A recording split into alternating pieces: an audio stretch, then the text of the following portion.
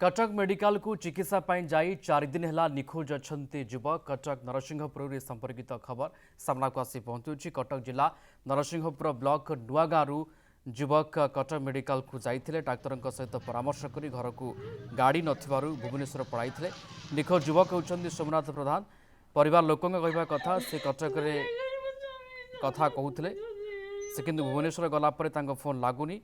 तेबे 3 दिन है घर को न आसबार परिवार लोके जोड़ुम थाना अभियोग कर गोटे पुओ छोट झी अच्छा स्वामी न आसबार परिवार लोके दुखरे भांगी पड़ी स्त्री।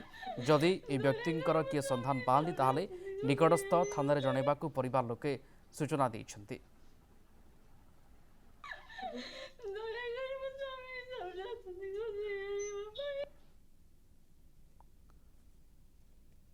पांचटा पर फोन कला ना डॉक्टर आसिले मुझे पलि आसिक चाणक्य हस्पिटाल आसते चाणक्य हस्पिटाल कौड़ी जी कौन ना भुवनेश्वर पड़ा से कहले हो हो मुझे देखुची मुझे पुणी 6:45 फोन कली ना मुझे भुवनेश्वर एतिक फोन सजा आम कथा गोटे एफआईआर देजु निखोज खबर किंतु आज पर्यंत किसी खोज खबर मिलनी से कहते आमको खोजिकी देवे बोली आम भरोसा कर